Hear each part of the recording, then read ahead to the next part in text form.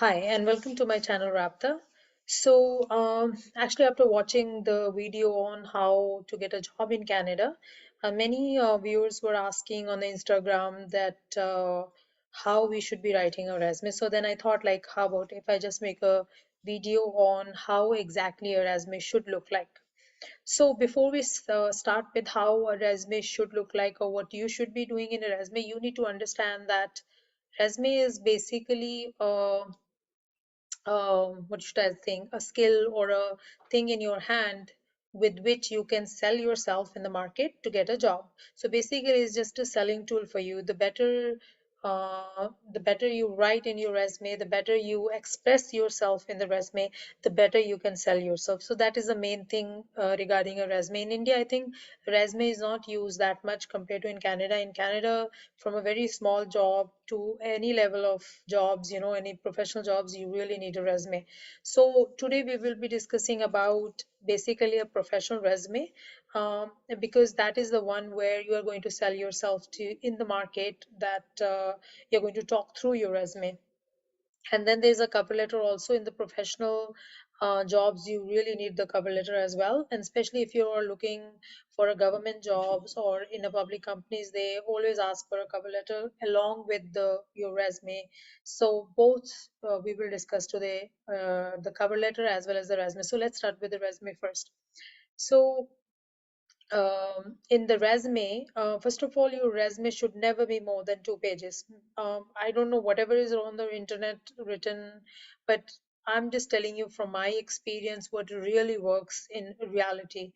So your resume, it doesn't matter how much work experience you have, maybe 10 years, 15 years, if you're writing all that and it's taking more than 2 pages, then there is something, you will not get be called for the interview. So best is that you try to put every single thing in 2 pages first of all. So if let's say you have more job experience and then it's going beyond the 2 pages, you can just end up on the second page. You can just write the company name. You don't need to describe or write every single thing experience for that particular um, company. Just write the dates, and if in the interview they want to ask more about those companies, then you can tell about those ones. But initially just try to keep yourself with 2 pages, because if your resume is more than 2 pages, it's thrown in the garbage right away. Second thing is that always, whenever you're writing, your name should be there, your phone number should be there, your email address should be there.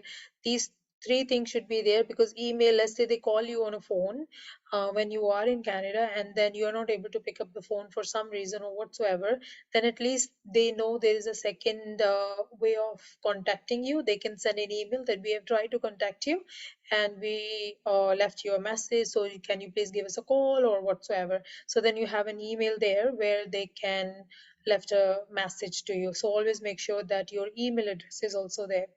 Then if possible, try to give your city if you're in Canada, that this city, because sometimes they really want to know. Let's say the job is in Vancouver and the person is staying in Langley area, which is way far away. So sometimes they don't prefer, or maybe you are in the Vancouver and the job is in the Vancouver, they will definitely prefer that one too. So make sure you write your address there, whatever city. If you don't want to write your house number or whatsoever, you can leave that one, but at least write your city and your province for sure. After that, mostly many people miss to write about the profile page. Profile is something which really highlights about you in a very nutshell. Like it's a 2 3 line about yourself, what you do, what is your qualifications in the highest qualification. You don't need to write every single thing there, because every single thing is going to come up in a resume. So only the main line, that what you have done, what is your highest qualification, what the maximum, you know um, the most important thing you have done, which can highlight about you, in those 2 lines. So when, let's say, I'm looking those resume, I will look into those 2 lines and I'll say, oh, it looks interesting, and then I'll start reading um, the the resume. Otherwise, you say, oh, it doesn't make sense, and then they just move on to the next one. And then also highlight about a little bit of your skills, even though your skills will be coming up later on, but always just like whatever you think is the best in the profile page, you should be writing about that. For me, always is I'll tell you what I write about my skills. I have a lot of skills, but the main thing what I write in my profile page on my, sorry, profile lines is that I'm very dedicated to the job, and for me, meeting the deadlines is the most important thing. So that is very, very important because initially, I'm a person like that, that who really thinks that when I'm working for a company, I should be thinking for them. So that becomes my main motto, beside my other skills. So I definitely put that line also in my profile headlines. Um, and then after that you can start. The way I write my resume, I can let you know, there's a different variety of formats in the market. You can write the way you like it, but I think the best is, because many people would start is they don't write the profile, they just write their skills, or the qualifications, or sometimes they start with their work experience and then they come to the education and then they come to the skills and qualification. But sometimes if your work experience is a bigger one, like you have done 10 years of experience, so definitely you will have a more material to write about your work experience. So if you start writing about that in the very first thing on the very first page, before any single thing, sometimes they really want to know about your education before they can jump onto your work experience. So the way I write my resume is I give my profile, and then after that I always highlight my skills. um, and it's basically what you are good at. My computer skills can be very good. I may be very competitive, with others, or maybe I'm very I can work independently, or I can work with team as well. So it all depends, like, so you all write there, or you have certain other computer skills, you can write there, or the software skills they really want to know, you can write all those there right away. Because let's say if they want you to, if they have a particular software they want you to work and you have worked in there, they will right away pick from there that, oh, he has the knowledge there, and then you have more chances of reading your resume. And then you write about your education. Education generally doesn't have much to write, is only your degrees or whatever. It just take 2 3 lines and they know how much qualified you are. And then you move on to your work experience. So then keep writing. The first experience should be always your recent one where you have worked, the newest one, what I'm saying, and the oldest one should go at the very end. And then you should not give any references on the references on the sorry on the resume, even though it's most of the time said that references should be given. But in the professional resumes you should never give any references, because if you're selected, your references will be called for anyways, so there's no point wasting the space on the resume. So make sure that and then secondly is that you should not write references. You should not write about your hobbies. Many resumes, they you can see that they write about your hobbies and all those. Professional resumes should never ever should have those hobbies in there. No references, no hobbies. Only your work experience should be there, your education, your skills, and then just a few lines of your profile, and then it should be not more than 2 pages. So make sure that you follow all this. And then after that, your resume should not have any grammar mistake in there. You should try to write your resume in the Microsoft Word if possible, because there are many who write in the resume builder and all that. So I prefer Word, in which you should be writing your resume. Make sure your format is correct. All the, try to highlight your name, but don't bold every single thing on the resume. And yeah, and then try to send over those resumes, as much as you can when you're looking for a job in your line for sure. Don't try to send the resumes if, let's say, in a different field or the one which you don't have an experience.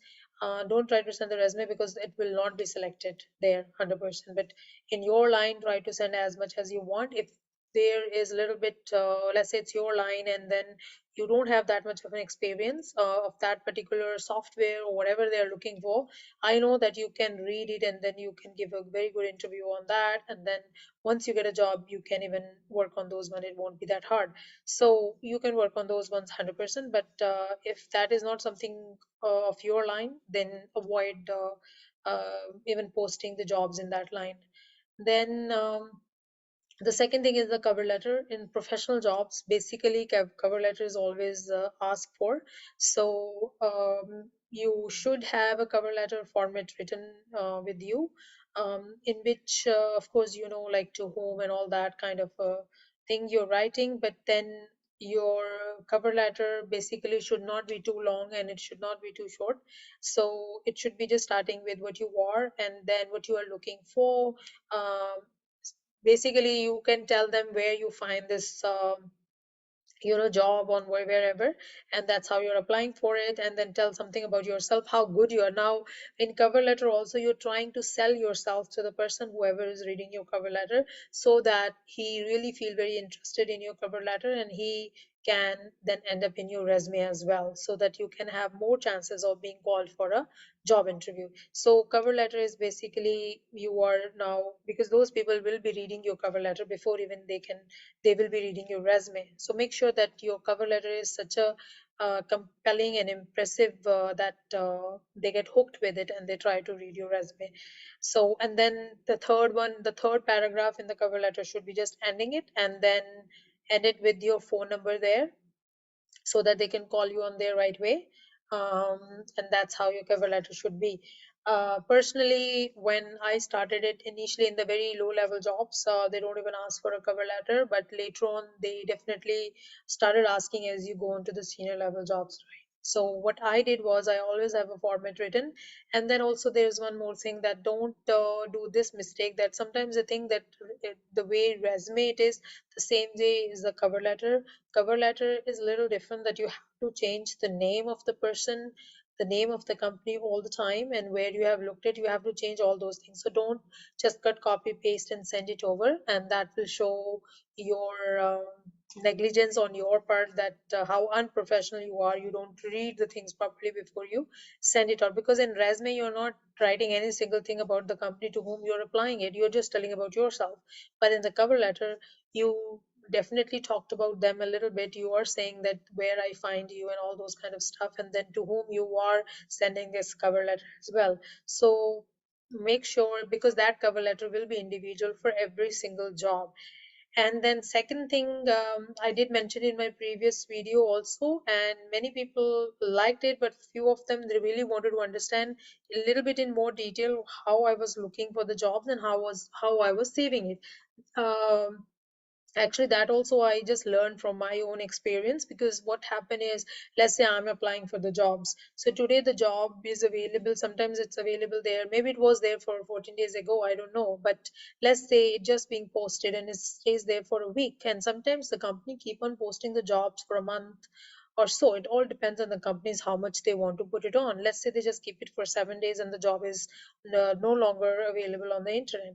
And then I get a call from them that, okay, I'm calling from so and so company, and then you are called for an interview now. So now I'm looking for that job for which I applied, and I'm not finding that on the internet. So that I learned from my mistakes, that it's a long time ago though, that when I was applying, I don't even know the name of the companies to whom I have applied though. One thing. Second thing is that I don't even know that what they have asked for in the job description. So while I'm going for the interview, I don't even know. So I was not even prepared. Like, how can I prepare myself? So what then I started doing is that I started saving those job profiles on my laptop. And then the second problem comes up later on, even after, like, let's say filing in and somebody calls me. At that time I don't know, and later on I started searching for that job description, which I find after hard work, where I save.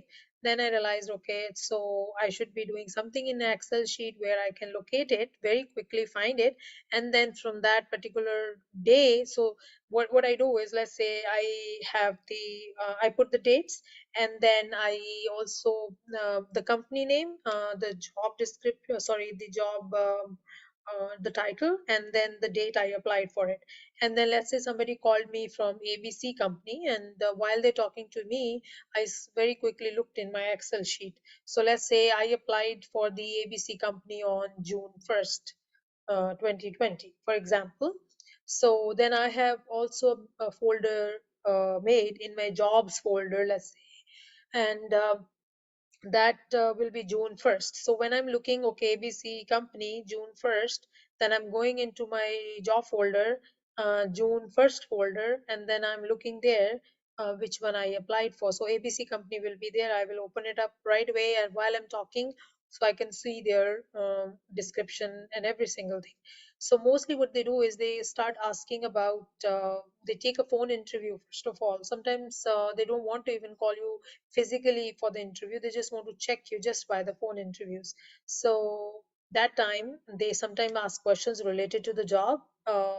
They have other required qualifications, behavioral qualifications other than the technical one. um, then you can see an answer accordingly. So that really saved me those kind of thing when you're applying. And then I think when you become too good in those one, then you have a choice to, like, let's say so many companies called you for the interview, and then you are being selected after the interview also, then you got more choice to select out of those jobs, one thing. Secondly, you become more confident also. I've seen that when to your energy level, your confidence level goes really high, because now you're getting so many interview calls, you're going to so many interviews, you're being selected in the interviews, you have more choice to make now. So when these things comes, your confidence level really go very high. So these are my tips and tricks which I learned from my experience. And the two-page thing actually I learned from my husband. When he came to Canada, there was a thing that everybody used to make a 3 pages, 4 pages resumes, long one, the professional ones. So basically, he's electrical engineer by profession. So when he was applying for the job, he didn't like 3, 4 pages, and he opted for actually 1 page. So he said maximum you can go for two, but initially when he started, he just had one, because he said nobody has the time to look even your 2, 3, 4 pages. So he just made one in which he very basically what he told me, that you should look different from others. How you can look different from others? So let's say if there are so many resumes which come to a company, and every one of them looks very same, how you are different from others? How somebody can make a differentiation? Okay, your resume is a little different from the other. So this is what he did. This was his idea, that okay, I need to be very different. This is, and then he also bolded his name. He made sure that he write about himself like 4, 5 lines file, and then his education, and then work experience, and then he was not going more than 1 page initially. um, so that's how he started. And he also walked, he did the cold calling. Not only that, if the job is available, then only you're applying for the jobs. So there's a cold calling, there is you can go to the like he was going to the engineering firms, and he was dropping his resume there. He was going to the downtown Vancouver, he used to drop down the resume and come back. So he was going walking, all the time. So don't just keep waiting on the jobs on the market, that you are like you're going on the internet searching for the jobs. Definitely you should be applying for those ones, but when you are new, you should always be knocking at the doors, engineering, if you're engineer for example, or any other profession, then knock at the door, drop your resume. What will happen? The most will be like they will not call you, but there is more chances that that they can call you also. And yeah, do drop some comments and let me know. Thanks.